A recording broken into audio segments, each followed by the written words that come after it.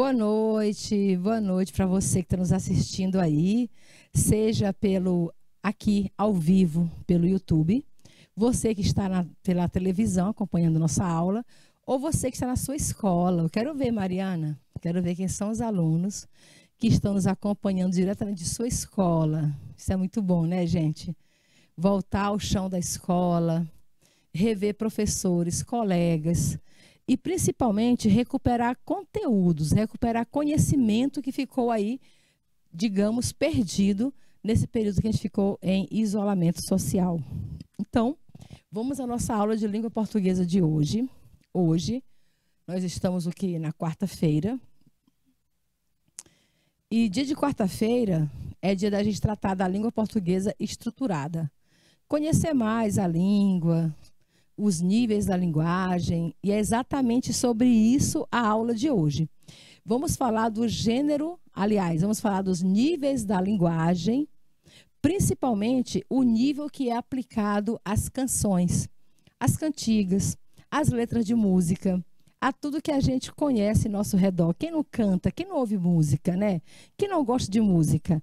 Todos nós gostamos. Então, vamos saber qual é a língua, o nível da linguagem que mais se usa nesse gênero textual. Então, vem para a aula, porque hoje vamos saber um pouquinho mais sobre os níveis da linguagem. Comigo, vamos falar de linguagem coloquial no gênero canção. Canção, cantiga, que é a música. Na verdade, se você se perguntar sobre música, música é uma das artes, né? Nós temos 7 artes clássicas e entre elas tem a música.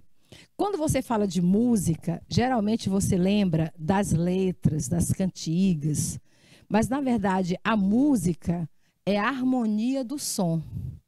A letra que se escreve na música, aí esta sim, essa é chamada de canção, cantiga, ou ainda de letra de música, como a gente costuma usar na nossa linguagem de estudo, né? Nossa linguagem de língua portuguesa, de gêneros textuais. Então, vamos trabalhar hoje com os níveis da linguagem aplicada às cantigas, às canções, às letras de música. Vem comigo. Pegamos aqui a nossa canetinha. Pronto. Vamos lá. Linguagem coloquial no gênero canção. Veja só. Primeiro eu quero saber o que é linguagem coloquial. Depois eu quero saber o que é gênero canção. E depois eu quero saber como é que se misturam essas duas, né? Essas duas formas. Como é que eu misturo a linguagem coloquial às letras de música? Então é isso que a gente vai aprender na aula de hoje. Primeiro está aí no quadro, certo? Linguagem padrão versus a linguagem coloquial, porque quando você fala de linguagem coloquial, você tem que entender qual é o outro lado da linguagem coloquial. E o outro lado da linguagem coloquial é a linguagem padrão. O nome já diz, é padrão. Se é padrão, é porque ela tem uma forma, é porque ela tem regras. A linguagem padrão, ela estabelece, ela se orienta sobre regras que geralmente aí são ditas pela gramática. A gente estuda a gramática exatamente para poder estruturar melhor a nossa linguagem do dia a dia, certo? Se você não usa para essa finalidade, então você está tratando a gramática de maneira incorreta. Porque eu estudo a gramática para estruturar a língua portuguesa. E para eu estruturar a língua, eu preciso conhecer as regras, o que é permitido e o que não é permitido. Mas será se a letra de música obedece esse padrão? Mas vem comigo. Vamos aqui, agora, saber o que é linguagem coloquial e o que é linguagem padrão. Primeiro, o que é que você observa nessa charge? Você observa que tem 2 pessoas conversando. Observe também que existe uma diferença de idade entre essas pessoas. Aqui para nós, uma das variantes linguísticas, um dos dialetos que a gente utiliza no dia a dia é exatamente o dialeto temporal. Aquele dialeto que diferencia pessoas de idades diferentes.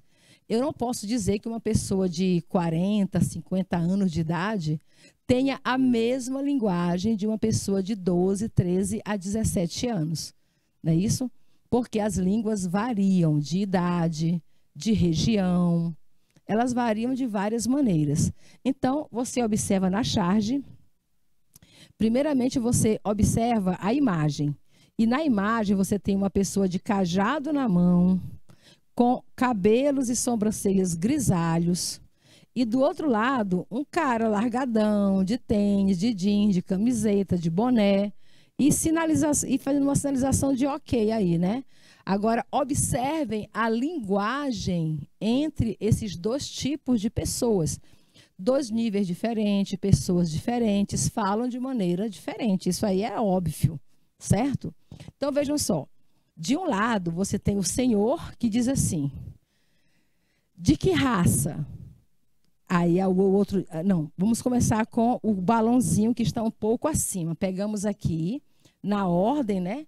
Na ordem da comunicação, a gente começa com o primeiro balão. Esse está um pouquinho acima do outro.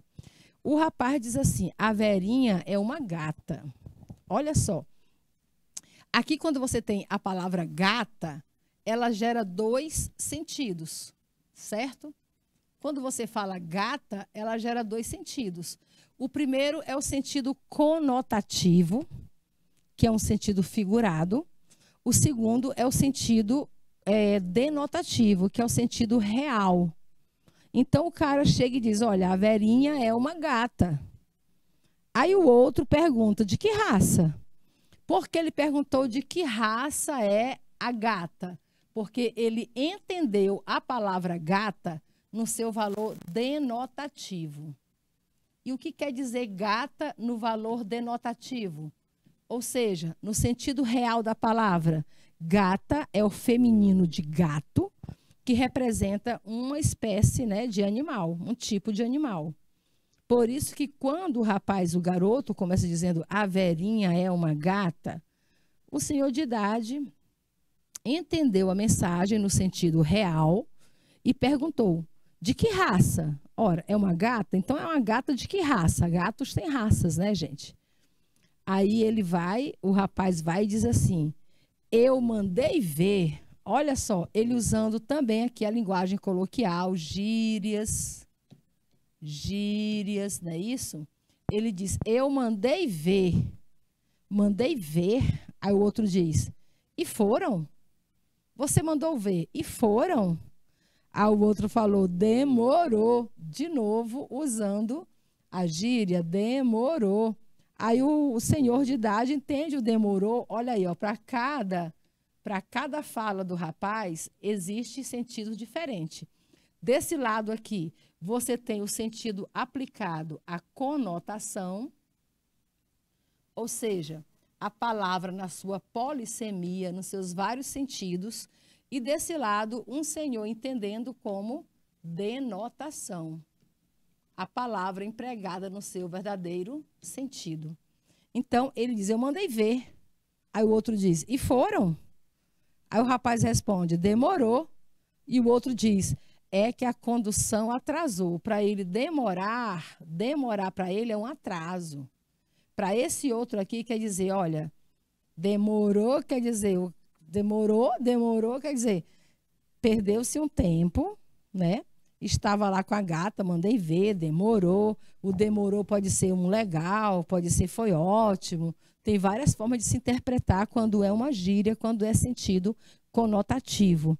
Então, o outro diz, é que a condução atrasou. E o outro diz, tô bolado. Tô bolado, olha o tô para estou, né? E bolado quer dizer, ó, tô bolado. Bolado pode ser enrolado, bolado pode ser confuso, bolado pode ser vários sentidos. No entanto, o Senhor pergunta, o quê? Levou uma bolada? Tô bolado. Levou uma bolada? No sentido denotativo, tá bolado é pegar uma bolada na cara, né? Levou uma bolada? Aí o rapaz responde, pô, vô. Tá falando com o avô. Agora tu percebe o grau de parentesco que existe entre eles. Aqui temos um avô e aqui temos um neto. E entre eles, a diferença de idade. Não é isso? A diferença de idade, ou seja, o famoso choque de gerações. Aí o rapaz diz, pô, vô, tu não saca nada. Saca, no sentido de entender. Sacar no sentido de entender.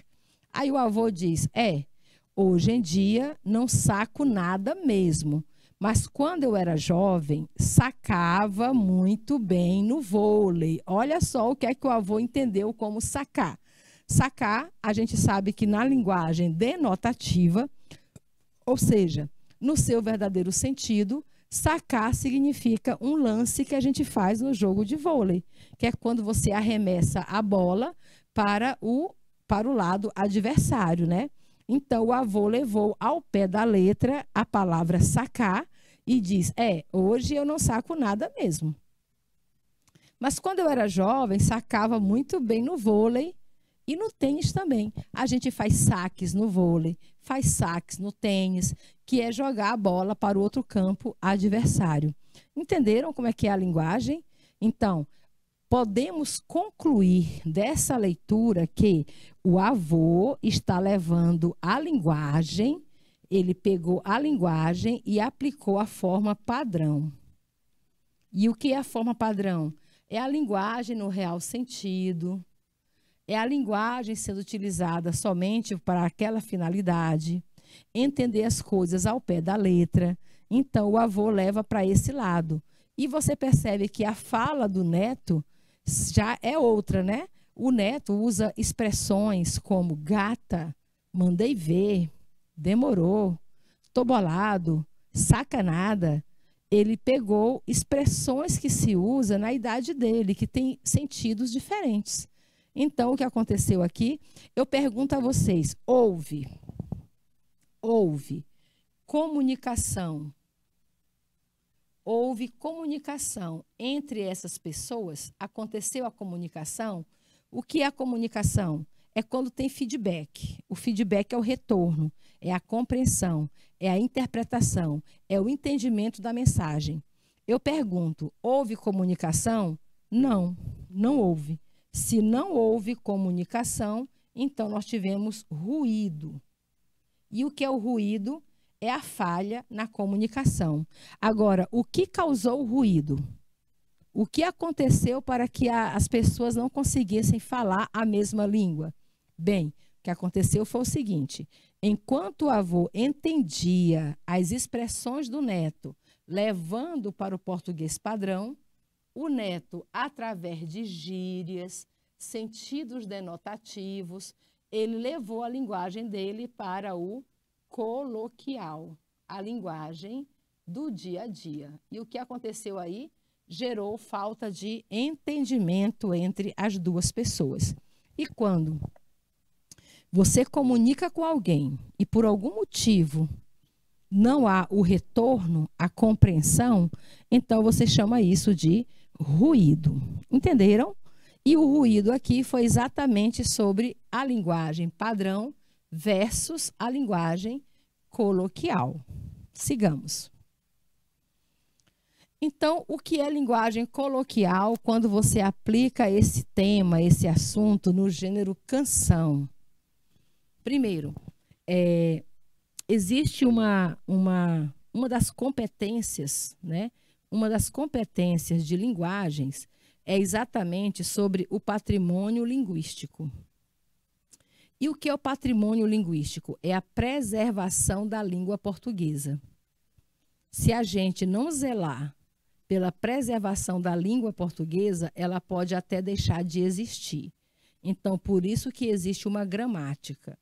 A gramática existe para sistematizar a língua. Então, se eu quero uma língua sistematizada, uma língua em que todos compreendam da mesma forma, logo eu tenho que manter a imaterialidade da língua, certo? Agora, a língua aplicada ao dia a dia, principalmente na oralidade, o patrimônio é esquecido, é deixado de lado. Então, Por isso eu trouxe essa imagem aí, minha língua, minha pátria é a língua portuguesa. Quem dizia isso era Camões, né? Uma frase de Luís de Camões, que foi usado aí em comemoração ao Dia da Língua, Portuguesa, ao Dia da Cultura Portuguesa, que é o dia 5 de maio. Minha pátria é a minha língua. O Caetano Veloso também fez música, certo? Pegando aqui essas palavras de Camões. Aliás, Camões não, Fernando Pessoa. Minha pátria é a minha língua. E aqui diz, minha pátria é a língua portuguesa. Quer dizer, o meu lugar, né, o meu lugar de origem, a minha história, a minha cultura é de acordo com a língua que eu falo. Por isso que eu sempre lembro a vocês. A gente não tem regras na hora de falar, mas para escrever existem regras. E essas regras, elas não são uma chatice, elas não são uma inconveniência. As regras existem exatamente para que a língua não se perca, para que você não perca o poder, né, da língua portuguesa, beleza? Então, a língua, gente, é um patrimônio imaterial da humanidade. Cada um preserva a sua própria língua. Aí você diz assim, professora, é daí que gera aquilo que você chama de preconceito linguístico, né? As pessoas inferiorizarem, menosprezar, outras que falam de maneira diferente. É daí que gera toda essa ideia. Só que, geralmente, as pessoas dizem que quem não sabe empregar a língua de acordo com as regras, né, com a gramaticalidade, são pessoas sem estudo. E nem sempre são, tá bom? A gente pode manter o estudo, a gente pode conhecer o sistema da língua portuguesa e pode, na hora da oralidade, do blá, blá, blá, blá, blá, blá, blá, falar da forma como a sua comunidade fala, de forma como o seu círculo social fala, que não tem problema. Mas o que a gente não pode é desprezar o conhecimento sobre a língua portuguesa. Então, a língua de um povo é um de seus maiores bens, é um patrimônio, tá? A nossa língua é um patrimônio, é o maior legado às gerações futuras. O que você pode deixar para as próximas gerações é a língua portuguesa. Com a transmissão do idioma, transfere-se história. Quando você aprende a língua, você aprende história. Você conhece a história da língua portuguesa? A língua portuguesa, gente, ao contrário de outras línguas neolatinas, línguas que surgiram a partir do latim, é uma língua catada no meio do povo. Quando, no século XII, Dom Diniz estabeleceu a língua portuguesa como língua oficial do condado, do reino portucalense, como era chamado Portugal, né? Condado portucalense, quando ele estabeleceu a mudança da língua, a gente aqui não vai falar o espanhol, a gente não vai falar francês, a gente não vai falar latim, a gente vai falar a língua que o povo fala. Quando ele fez isso, ele criou a língua portuguesa. Então, é importante, quando você conhece a nossa história, saber de onde vem a origem da nossa língua. Todo mundo, a língua portuguesa vem do latim. Mas qual latim? Nós temos o latim culto, que era falado pela realeza, que era falado pela igreja, e tinha o latim vulgar, que era falado pelo povo e também pelos soldados, né, pelo exército, que eram parte do povo. Então, quando você entende, estuda, compreende a origem da língua, a gente tem orgulho dela, orgulho. Então, se hoje você não consegue, professora, mas tem regras aí da língua portuguesa que eu não consigo compreender. Lembre-se, a língua portuguesa surgiu do povo, no meio do povo. O primeiro texto em língua portuguesa foi o texto de Paio Soares de Taiveiroz, que escreveu um poema chamado Cantiga, deixa eu me lembrar o nome da Cantiga da Ribeirinha, né? Ele escreveu a Cantiga da Ribeirinha. Então, quando ele pegou a língua que o povo falava e conseguiu escrever naquela língua, ele conseguiu criar uma língua diferente. E foi essa que foi adotada por Portugal como língua oficial. Então, quem veio de Castela e sabia falar o castelão, teve que aprender o português. Quem vinha de Roma, como os padres, né, a sociedade, o clero, como era chamado, teve que aprender o português. Da mesma forma, os outros, né, que também pertenciam à realeza ou eram subalternos à realeza, também tiveram que aprender a língua portuguesa, que era a língua falada no Porto, por pessoas comuns. Então, se é possível de se escrever essa língua, é possível de se criar um novo sistema linguístico. E esse sistema foi a língua portuguesa. Quando você aprende a nossa língua, você aprende a nossa história, você aprende a nossa cultura. Com a língua vêm os nossos costumes e com ela também estão os nossos valores. Vejam só, por isso que é um patrimônio imaterial da humanidade. Todas as línguas são patrimônios imateriais da humanidade. Então, eu posso usar a língua portuguesa na forma coloquial, na forma que eu aprendi, na forma que as pessoas em meu redor, no meu meio social, falam. Mas eu preciso saber também que existe um sistema para a língua, não é isso? E eu tenho que entender que esse sistema não é chato. Aquelas regras não são difíceis. Eu só tenho que aceitá-las, compreender e preservar. Tá bom? O patrimônio linguístico tem que ser preservado. Manter uma língua viva não é fácil, gente. Olha, se você tiver abertura, deixar, como dizem aquela expressão francesa, né? Se deixar à la volonté, ou seja, à vontade, cada um fala como quer, escreve como quer, então a gente não teria mais a língua portuguesa. Foi devido a isso que outras línguas se perderam, como o próprio latim. O latim se transformou em francês, em espanhol, em romeno, em português, virou outras línguas. Então, cada comunidade passou a usar a sua própria língua e o latim foi esquecido. E o que aconteceu? Entrou em extinção. Hoje, a gente não tem a língua latina viva, mas nós somos herança, nós somos fruto dessa língua. Se você estudar a língua portuguesa, na sua história, na sua cultura, nos seus costumes, nos seus valores, você vai ver que a língua portuguesa ela é fundamentada em várias outras culturas. Então, nós temos influências francesas, influências castelã, que a gente chama de espanhol hoje, né? Francês, espanhol, inglês, árabe, línguas asiáticas como japonês, chinês.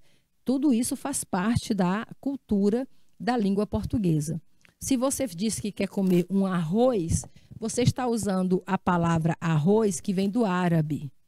Se você fala que vai comprar um batom, ou você chama um garçom, ou você vai a pedicure ou a manicure, você está falando francês. E se você diz que vai deletar, se você diz que você vai, como a gente diz, deletar, fake news, entre outras palavras, você está falando inglês. Então, várias expressões da língua portuguesa hoje herdam influências de outras línguas. E isso empobrece ou enriquece uma língua? Isso é enriquecer a língua, tá bom? Aceitar as variedades, aceitar as influências. Olha só, o Brasil, primeiro, era uma terra de índios, né? Como foi chamado pelos portugueses, os nossos nativos. Então, nós já temos aqui a língua que eles falavam, o Tupi-Guarani, que não desapareceu. Nós temos palavras que estão inseridas no nosso cotidiano que pertencem ao Tupi-Guarani, como o próprio nome do nosso estado, Piauí, né? A palavra Piauí vem do Tupi-Guarani. Então, lá no início do século XVI, começaram a chegar os escravizados. Eu não vou chamar de escravos porque eles não eram voluntários e nem nasceram naquela condição. Eles foram escravizados pelo branco, pela comunidade europeia. Então, nós recebemos os africanos na nossa terra. Aí você já tem, primeiro, a língua falada pelos índios, aí chega a língua falada pelos portugueses, pelos colonizadores, e temos a língua falada pelos africanos. Já é uma mistura.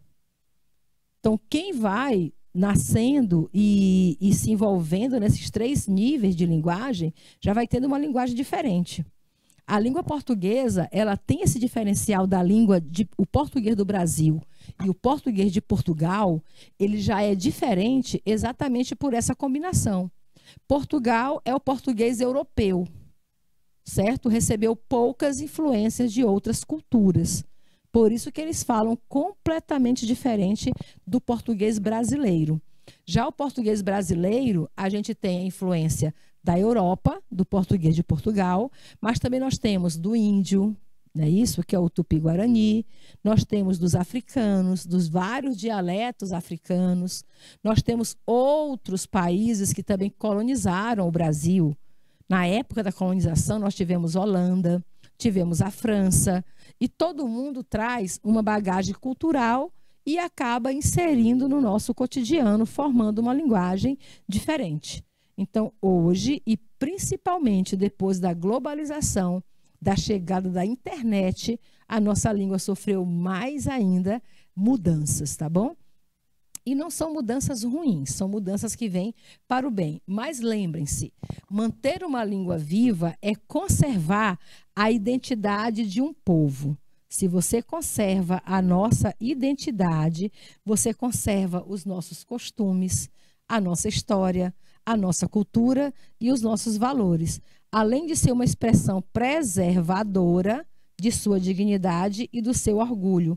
Então, nós temos que ter a nossa dignidade, o nosso orgulho e conhecer a língua portuguesa da forma como ela tem que ser preservada, como um patrimônio imaterial da humanidade.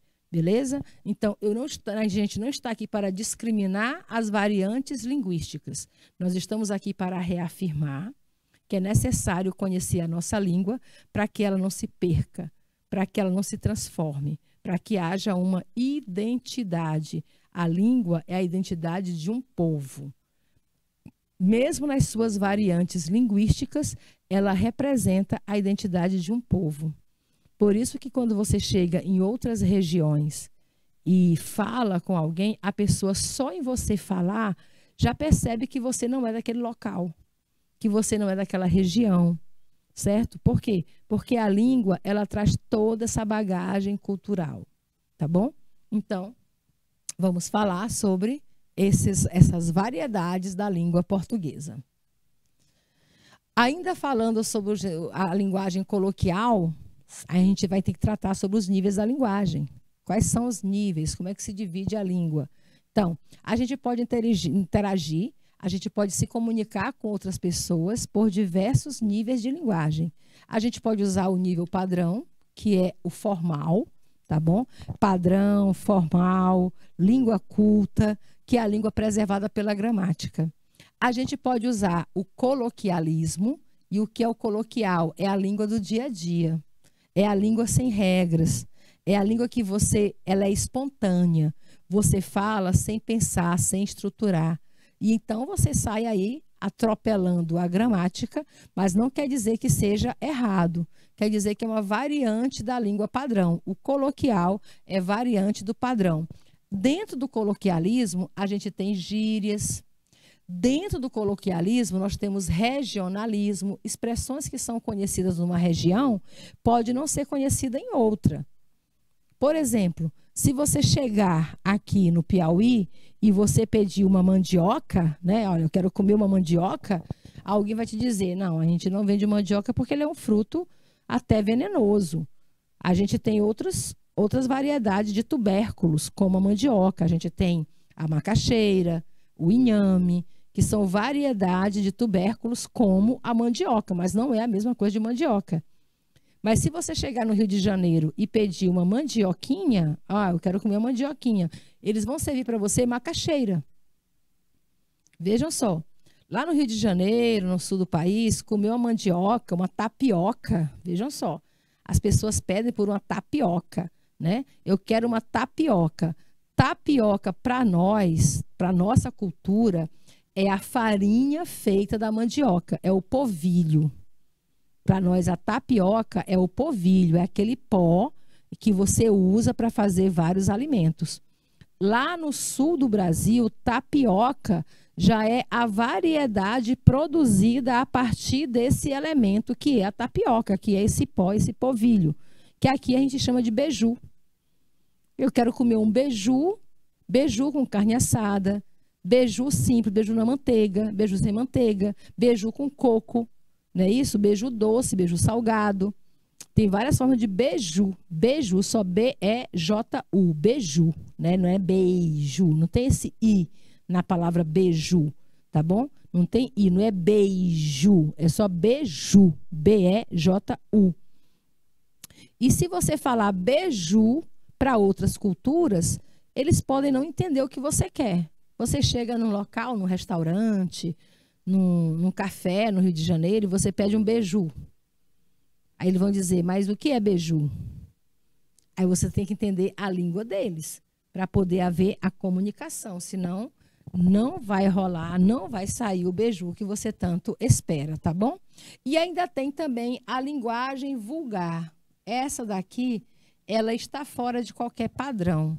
Linguagem vulgar não quer dizer que seja vulgarismo, gente, é um vício de linguagem, tá bom?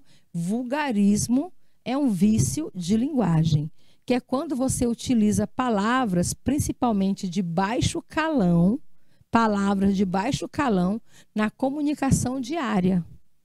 Aí você chama isso de vulgarismo. Dependendo da situação comunicativa, o que é situação comunicativa, professora? É a situação em que você usa a língua portuguesa. Situação que você tem que se comunicar com alguém por telefone, pessoalmente, reunião, palestra, texto escrito, texto oral, texto de todas as formas, texto digital, certo? Então, dependendo da situação comunicativa, os usuários da língua portuguesa podem eleger qualquer um dos diferentes níveis de linguagem para interagir verbalmente com outros. Você pode usar o padrão, o coloquial, as gírias, o regionalismo e até a linguagem vulgar. Você pode também, digamos, utilizá-la, tá bom? Mas o vulgarismo, o barbarismo não, o barbarismo, ele é diferente do vulgarismo. Barbarismo é quando você usa expressões de outra língua dentro da língua portuguesa, também chamado de estrangeirismo. Barbarismo ou estrangeirismo é quando você diz expressões como oxente, my God, baby. Olha só, oxente é uma expressão bem regional, my God, baby, vem lá do inglês, e você usa assim displicentemente, como se fosse normal, não é isso? Quando você vai pedir para alguém fazer um favor, você diz, traga esse copo de água aí para mim, please. Você fala tudo em português, traga esse copo de água aqui para mim. Aí no final você fala um please. Isso é barbarismo. É você misturar várias línguas no mesmo contexto, tá? Já a linguagem vulgar, professora, quando eu digo chinelo, quando eu digo teu pai, tia mãe, isso é vulgarismo? Não, isso é regionalismo. Regionalismo.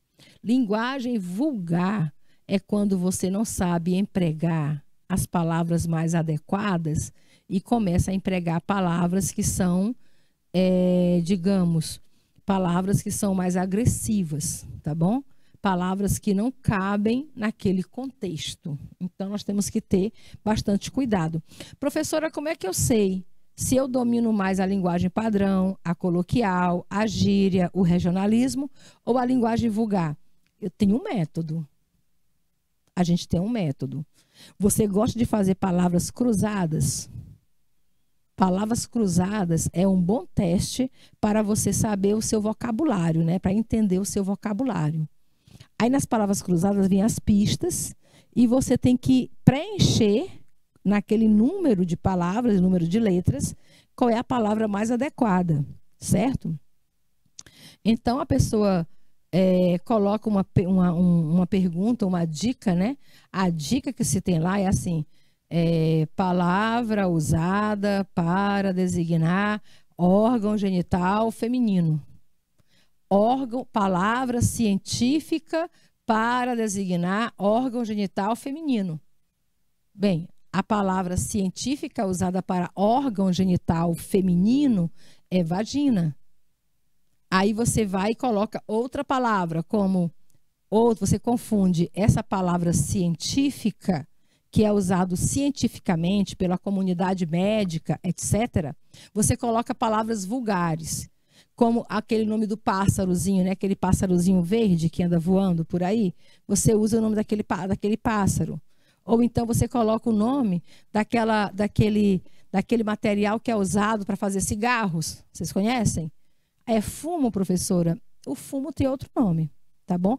Tanto que em Portugal, você encontra bares chamados tabacaria. Meu Deus, mas aqui no Brasil, tabacaria é outra coisa. É, porque a gente não tem conhecimento do vocabulário de língua portuguesa. Tabacaria quer dizer o lugar onde se vende cigarros, onde se vende fumos, variedades do cigarro. E para nós já é outro entendimento. Então, quando você não conhece a palavra adequada e usa a palavra de baixo calão, apelidos, vamos dizer assim, né? Que não vou chamar isso de metonímias, vou chamar de apelidos. Quando você usa apelidos, palavras feias, para se referir a algo que tem nome científico principalmente, então você está usando de linguagem vulgar, tá bom? Linguagem vulgar, como acontece principalmente nos romances. Se você lê os romances naturalistas brasileiros, como O Cortiço, do Aloysio Azevedo, você percebe o uso da linguagem vulgar para representar a fala de pessoas que têm pouco conhecimento linguístico, certo? Então, é uma forma de você aí analisar como é que está o seu vocabulário. Então, a gente usa os níveis de linguagem, esses níveis que eu acentuei aqui, que eu marquei para vocês, olha, esses níveis, para interagir verbalmente com outras pessoas, certo? Dependendo da situação comunicativa, eu posso usar o padrão, o coloquial, a gíria, o regional, eu posso usar até a linguagem vulgar, dependendo da situação comunicativa. Isso significa que existem linguagens diferentes para ocasiões distintas. Para cada ocasião, você tem que empregar uma linguagem diferente. Cabe a nós reconhecer as ocasiões em que elas podem ser empregadas, tá bom? Ou seja, em toda situação comunicativa aparecendo de novo no nosso texto, que são os momentos de fala, de interação com outras pessoas, os falantes elegem o nível de linguagem mais adequado para que tanto o emissor, a pessoa que está falando, quanto o receptor, o público, a pessoa que está recebendo a mensagem, possam compreender e ser compreendidos. Então, essa é a finalidade da comunicação, é compreender e ser compreendido. Olha aqui nesse nosso banner, né? Nesse bannerzinho aqui, nessa publicação, nós temos aqui um trecho de uma música famosa da cultura popular, que é a música Entre Tapas e Beijos, do Leandro e Leonardo, que não conhecem. Entre tapas e beijos, é ódio, é desejo, é sonho, é ternura, né? Todo mundo já ouviu um pouquinho dessa música. Mas tem um trecho da música que diz assim, ó: se manda embora, eu saio para fora, ela chama para trás. Dizia isso, né? Se manda embora, eu saio para fora, ela chama para trás. A expressão sair para fora é considerada uma redundância, tá bom? E o que é redundância? Ela é repetitiva. Todo sair é uma ação de ir para fora. Então, se eu digo sair para fora, é redundante. É a mesma coisa de falar cair uma queda, beijar um beijo, chover uma chuva. É repetitivo, é desnecessário. Mas, professora, mas pode manter numa letra de música? Gente, a letra de música é uma obra literária. É um texto individual e poético. Ela permite qualquer variedade linguística, tá bom? Então, ela pode ser considerado um erro se você estiver olhando pelo aspecto gramatical. Se você observar a situação apenas pelo lado gramatical, você vai dizer que foi um erro dizer sair para fora, porque sair para fora é redundante. Não existe sair para dentro, né? Ninguém sai para dentro. Então, é sonhar um sonho, cair uma queda, Tá bom? Ah, eu caí uma queda. Todo cair é uma queda. Então, se você olhar pelo lado gramatical, é erro. Mas se você olhar pelo lado literário, pela famosa liberdade de expressão e principalmente pelas licenças poéticas, anotem aí, ó, licença poética. Se você olhar pelo aspecto da licença poética, é permitido. Por quê? Porque se você observar, o gênero sertanejo é uma música que traduz um povo, uma região, que é o sertanejo, certo? E o sertanejo não fala a linguagem padrão. Eles usam a linguagem coloquial. Então, é permitido na letra de música sertaneja usar a linguagem coloquial, a linguagem padrão. O problema é que Leandro e Leonardo, né, mudaram a letra de música. Então, em vez de continuar dizendo se manda embora, eu saio para fora, eles colocaram, em vez do pra, eles tiraram esse pra e colocaram um advérbio lá. Eu saio lá fora e ela chama para trás, tá bom? Então, eles não precisariam fazer essa alteração, porque a letra de música não é necessário que esteja ao pé da letra, obedecendo a linguagem gramatical. A letra de música, ela é livre. Tanto que o Patativa do Assaré é famoso no Brasil inteiro, cantando em linguagem do povo, como Luiz Gonzaga também faz música na língua do povo. E é essa língua do povo, esse coloquialismo, que a gente vai trabalhar, estamos trabalhando na aula de hoje. A gente faz agora um breve intervalo e já voltamos com mais linguagem coloquial para vocês. Até já!